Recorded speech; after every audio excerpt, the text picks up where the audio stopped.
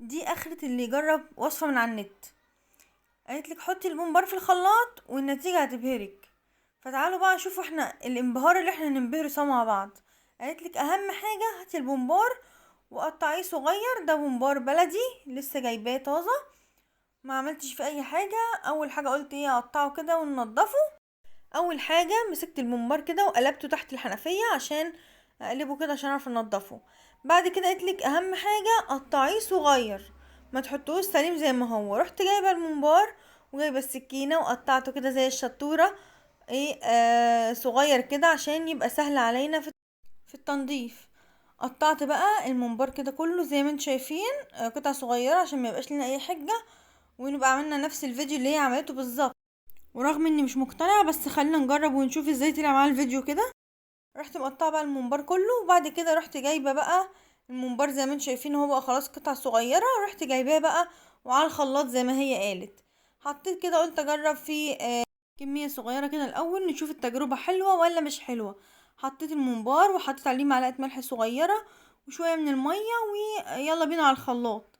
خلينا نشوف النتيجه ايه. اول حاجه الخلاط بهدلني ميه وما اعرفش ان العيب كان في ايه. انا كنت شغلت ثواني وقفلت ثواني وقفلت، ما ضربتهوش كتير ولا اي حاجه. بعد كده يلا مع بعض كده نشوف النتيجه ونشوف ايه اخبار الممبار بعد ما اتضرب في الخلاط.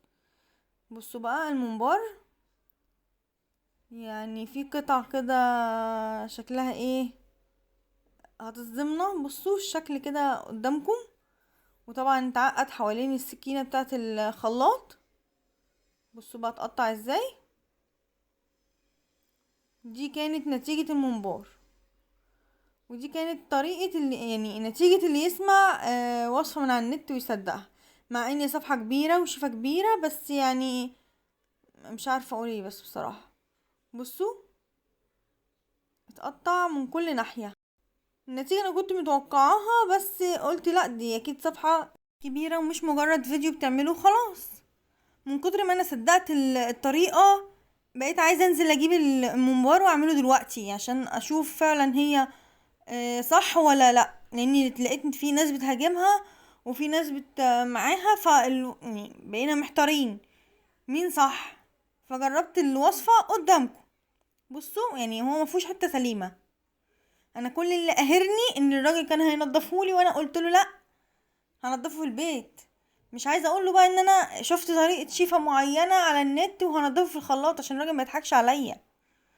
دي النتيجة في الاخر، يعني يرضيكوا كده. مفروض يعني صفحات كبيرة، مش مجرد فيديو بيتعمله خلاص.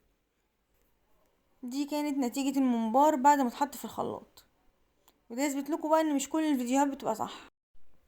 في وصفات تانية كانت شيفات كبيرة برضو عاملاها في الكبة بالسلاح اللي هو البلاستيك. دي فعلا طريقة صح وبتنضفي كمية ممبار كبيرة وكل حاجة والدنيا تمام. انا مش عارفة ايه اللي خلانا اتجننا وعملناه في الخلاط، ولا يكون العيب في الخلاط عندك غير الخلاط عندنا. مش عارفه. اللي جربها وطلعت معاه صح يقول لنا، واللي طلعت معاه فاشله برضو يقول لنا. بس وده كان الفيديو بتاع النهارده. يا رب بقى يكون عجبكم الفيديو ووصلت المعلومه. كنت معاكم مطبخ لينا. باي باي.